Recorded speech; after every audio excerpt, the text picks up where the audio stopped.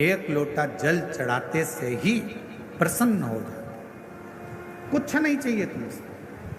तुम्हारा धन तुम्हारे पास रखो, तुम्हारी संपदा तुम्हारे पास रखो, तुम्हारा सत्ता तुम्हारे पास रखो, तुम्हारा वैभव तुम्हारे पास में रखो, तुम्हारी पूंजी तुम्हारे पास में रखो, सब तुम्हारे पास में रखिए। शिव जी को नहीं चाहिए,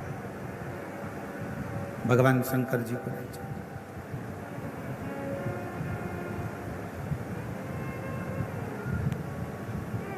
एक प्रसंग, उस प्रसंग में भगवान दक्ष प्रजापति की बेटियां जिनका विवाह चंद्रदेव के साथ में हुआ था, वो सारी की सारी 27 कन्या रोती रोती दक्ष प्रजापति के पास पहुंच गई।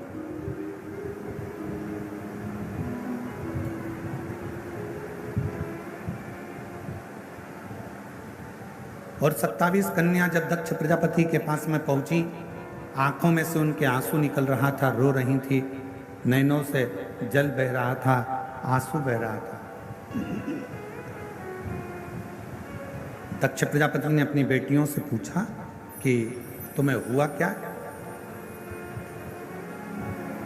तुम्हारी आंखों में जल भरा हुआ है, तुम रो रही हो, तुम्हें हुआ क्या है, क्यों रो रही हो, किस लिए?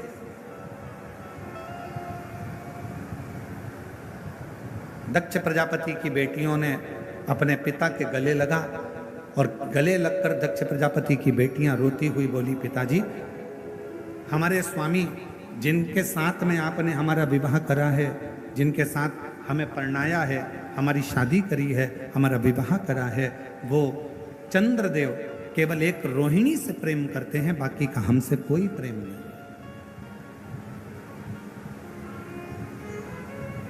केवल एक रोहिणी से, हमसे उनका कोई प्रेम नहीं।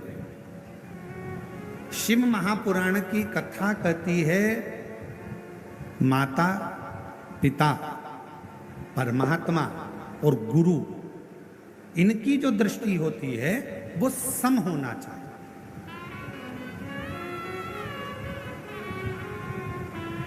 घर की बूढ़ी मां, जितनी बुजुर्ग माताएं बैठी हैं, इनसे निवेदन है, तुम्हारे मुंह से कभी मत कहना कि बड़ी बहू अच्छी कि छोटी बहू अच्छी। बुढ़ापा आते आते गेंद किसी भी पाले में जा सकती है और कोई सी भी बहू से पाला पड़ सकता है, कोई सी भी बहू से काम पड़ सकता है।